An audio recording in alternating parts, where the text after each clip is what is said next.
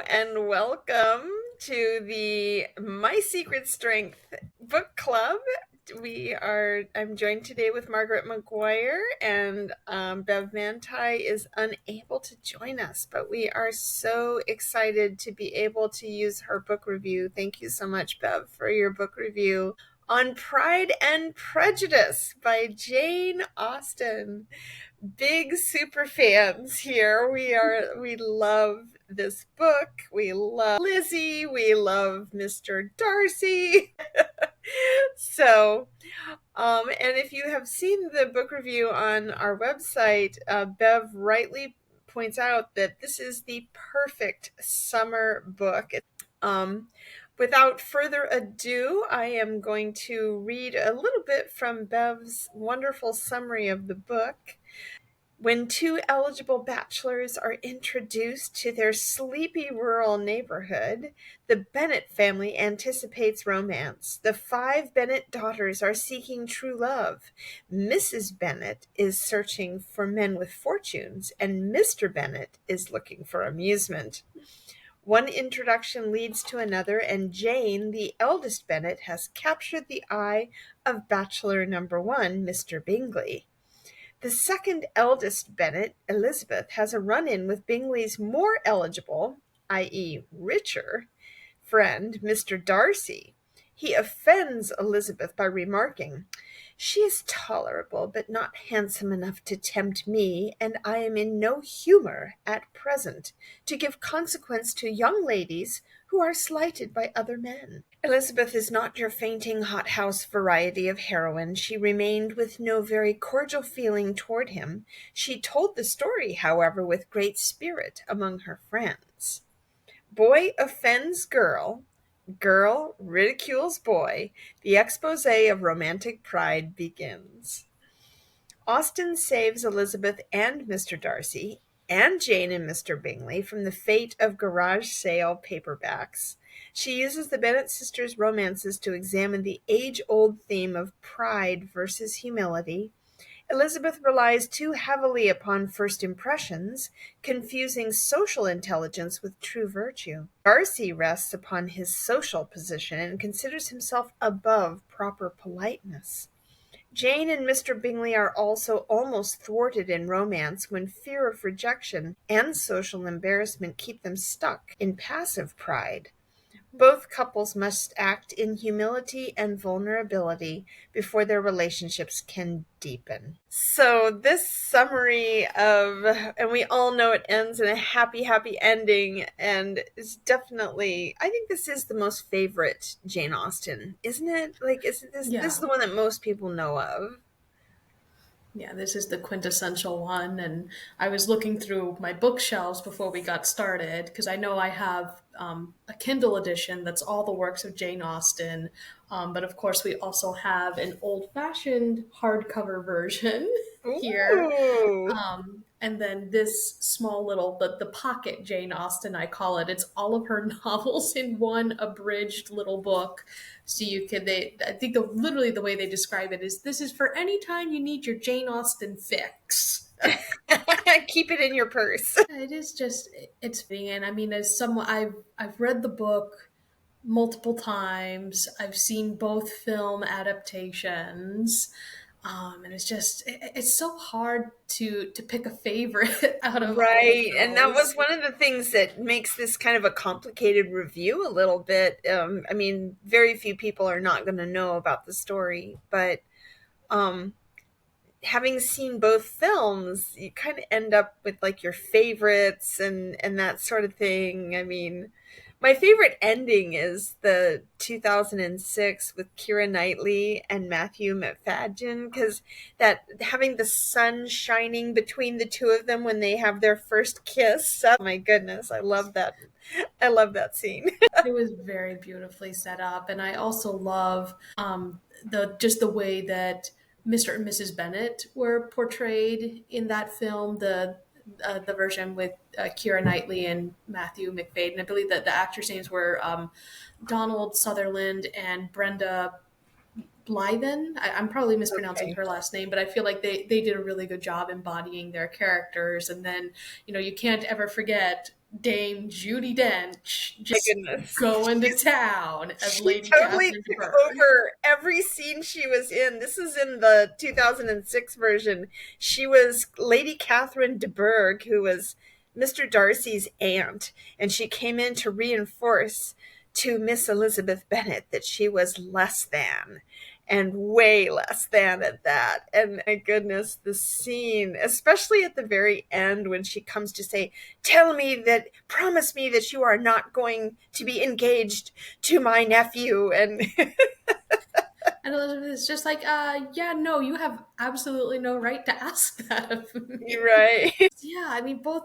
I feel like both films, the 2005 or 2006 one, they both, and the 1995 original version, they both do such a good job in their own way. I mean, I know that like I have friends who are like firmly in the 2006 camp and friends who are firmly in the 1995 BBC version camp. But I feel like both films had different objectives. Mm, Like your 2006 version, this was meant to be a maybe not maybe condensing is not the right word, but a way of presenting the story to folks who maybe haven't read the book, who haven't or haven't felt up to sitting down and going through all of Jane Austen's prose, which I mean I love Jane, her writing is amazing, but it is longer than maybe some folks are ready for, particularly if you struggled in reading with school and like hated having assigned reading lists. I think the film is a good entryway to Jane Austen for folks who have that experience. But like if right. you've already read the book and you love having those word for word adaptions and the period accuracy, then the BBC version, that's what they do because that was their goal, to be very faithful to the text and to the period accuracy. So I guess in a way, it almost kind of depends, what are you in the mood for? Right. Well, I guess I didn't realize the BBC one is actually 6 1-hour episodes or 50-minute episodes. And when I saw that, I thought, and I almost bought it too. My goodness, more. I had no idea. I thought it was just the film version was shorter. So, Which again goes back to, it's like they had two different goals. And I mean, uh-huh. just the way that Jane Austen writes, it's like if you're going to do justice to her text, you need, six Six one one-hour hour episodes. episodes. BritBox.com, y'all, if you're looking for it. So, but I think Bev did such a wonderful job of not only summarizing this, but I think her discussion questions are really well worth it. So, without further ado, I'm going to go ahead and dive into Bev's questions. Jane Austen portrays false pride in a couple of different guises. Elizabeth judges rashly and acts without thinking. Jane, on the other hand, draws into herself. She withholds herself from others and expects to be cajoled and drawn out. In both cases, pride is the cause of injury to relationships. Does your own false pride manifest itself in action or in passivity? What a question. Bev? And we've probably all done both of those at least once in our lives, Sure. just depending on the situation. I would say I myself, I probably lean towards passive over aggression, but I think that's one of the things that makes this book such an enduring classic, is that you can see yourself in those characters. You can say, "Oh yeah, Jane, I've done that. Didn't work for me either." Or Elizabeth, yeah, there are times I wish I had bitten my tongue or, not Right. listened to the George Wickhams in my life. Yeah, I mean, there's a lot of George Wickhams out there, though, It's and scary. I guess it also reminds me that there's always two sides to every story, and sometimes I am probably more rash about thinking that I know something when I truly don't know the opposite side of what the other side of the story. So definitely, and and I think there's like this cultivation of like a radical openness to the stories of others, and obviously we can't be God, but I think that when you're able to access that truly radical openness, that's a very Yeah. divine thing to me. It's a really divine ability, and God, or by God, it's like God makes it possible for you to have more of a 360-degree view of any one situation. So good question, Bev. I like that one. Number two, Elizabeth and Jane are supportive, encouraging, and very considerate of one another. Who is the Jane in my life? Do I work to create and maintain supportive friendships with a God given sister or a chosen sister? What can I do this summer to enrich my friendships? That's also a really good one. I know that's something that I kind of had in the back of my mind because we have such a vibrant Catholic young adult group here. And so there's this amazing group of, multiple young women whom I want to, just grow closer with and support and, also work on that passive pride bit, and will let me take the initiative in reaching out to them instead of assuming that they're all busy, they wouldn't want to come over to my place for tea and cookies and fun things like that. So yeah, just being intentional and overcoming that passive pride to put myself out there and say, I want to spend time with all of you. Yeah, just to say that you're important to me. Yeah, and I think as I've gotten, I'm in a stage of my life right now where my God given sister is really important. And she and I sat on the phone the other day for like 2 hours, which was really awesome. But we needed to catch up. Like we hadn't talked in a while. And I thought to myself, I need to call her more often. We need to be in contact more often, not just because we have worries about maybe some elderly people in our lives, but also, and our children, but but also just being in contact because we're sisters. And I kind of feel that same way about some cousins I have too. That this is a time in our lives where there's a lot of big transitions happening, and so it's good to be in contact with them, and to make that time a priority, because it is really hard. You have to be very intentional about it, especially today when there's so many competing priorities all the time.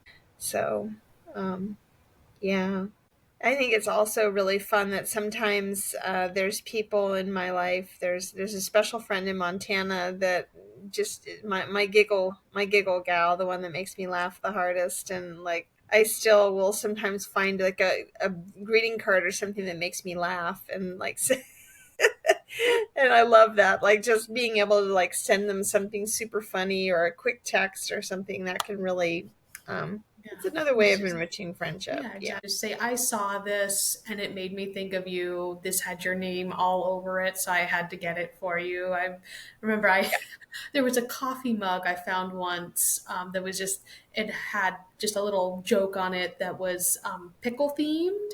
And I have a friend who she loves dill pickles. And so I saw this, like, she has to have this. And this. Right, right. I think we all need that to be noticed.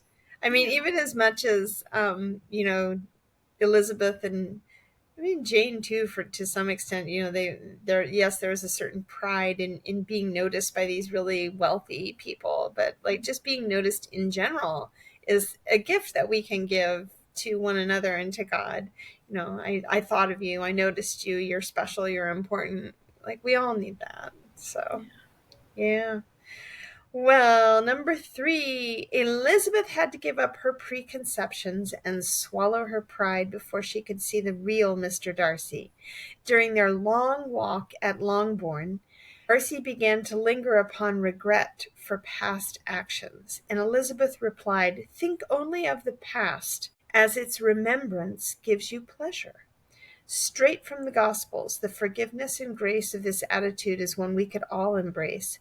To forgive and forget is to set someone free, like God sets us free in the confessional.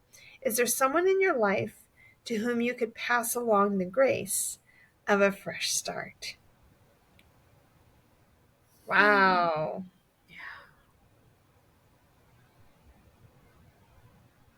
I really like Genevieve Kinnicky. is so knowledgeable and helpful about forgiveness. It's something that she has really dedicated a lot of her adult life to piecing through, not only for herself personally, but just to share with others the gifts that God's given her in being able to forgive. So, that's definitely it's about setting yourself free first. Yeah. And I think, you know, and just in the same way that I was just talking earlier about creating that space where it is an encounter like that, where the divine allows us, God in Jesus Christ allows us to forgive because we've been forgiven, and to carry that awareness and openness to other people's hearts, I think is really important. And it's hard sometimes to It forgive. is. Yeah. I And think you, I you think know, it can be like a years long process too. yeah. Which is so discouraging that when you think, especially like when you're in the middle of it and going through it, where just like, I thought I had moved on. I thought I had forgiven this person. And then, all of a sudden you're like back in this space where I'm still so angry. I'm still so hurt. And you got to start all over again, which it is discouraging, like you said, and just having to start over again. But that's still exactly the way God's forgiveness works for us. It's like, yeah, I know you were working on it, whatever that area in your life that needs forgiveness, or your own habitual sins that you're struggling with uprooting. Every time you trip and fall, he just picks you up again and says, okay, let's start over. Right. And And to just really to take that in and make it part of ourselves, where we say, okay, I'm going to start over. I'm going to start over again. Here we go. And it is okay. I am going to be okay because this is what he promised me. And I think that's just that starting over and forgiving again and taking that grace. Even the awareness of it is grace, like the awareness that we need, that I still haven't let go of this, I need to let go of let it go. more. Yeah. Or maybe there was this aspect to it that I didn't realize really hurt. Okay, now I know about it, and I'm still gonna have to like work through letting this go so that I'm free. Yeah. And just um in the struggle itself, almost becomes a prayer. It's just like, this is where I'm stuck, God. I will keep trying to move forward, but you're gonna do the heavy lifting here because I clearly right. can't. Yeah, actually, and I do think God is the one who forgives. That's actually, I think, a really Yeah. keen insight there, is God is the one who forgives. We tag along. Yeah. I mean, we are participants in it, into the to the part where we're bringing that into our own Yeah. hearts. But he's the forgiver in chief. Actually, maybe it's easier to think about forgiveness that way, is that allowing God to be first in that and giving God's power. I saw a wonderful video. Gosh, now I can't think of the guy's name. Father Columba on YouTube. He was talking about just letting go, allowing God to have all that and not that we're passive, because we have to participate. The active part is just saying yes. Our active part, I mean, just in the same way that Mary received Jesus as her son, like in her fiat, like she had to do was say yes. All of the action was on God's, wow. And you Oh, also know, just to kind of bring it back to our earlier discussion about pride, it's like I always kind of think that a good spiritual maxim is that if as you're thinking about like God and how God is working in your life, if your own pride starts to rebel, you're probably onto something good, because our pride doesn't want to surrender to God and let God do all of that action. It's just like, it's my forgiveness. I need to be the one to, yeah. to act to Oh, act with it. But I do think that it is helpful to think of it that way, that you have God, especially as like, sin ultimately is an offense against God. And so it's God who has to offer forgiveness. So, whoever it was that hurt you, how I've hurt myself, how I've hurt others, in a sense, we all got to answer up to God for those. So he yeah. he needs to be a big part of that whole forgiveness Yeah. process. Trying to forgive without God is itself a prideful act. Yeah. Oh, that Wow. pride. It just won't die. I can't make it happen. You can't make me forgive that person. Ouch. Wow. That's a good. Hey, you know what? I'm enjoying these book clubs. I hope that people will join us. I hope that other people will find this as helpful and wonderful as I'm finding it. And, I really want to thank you again for bringing your kind heart and well read literary habits to this wonderful podcast. And I'm hoping that the next one is absolutely one of my favorite novels of all time. It's called Lying Awake by Mark Ooh. Salzman, and it is a spectacular book. So I'm looking forward to that. And thank you again so much for joining us for our My Secret Strength book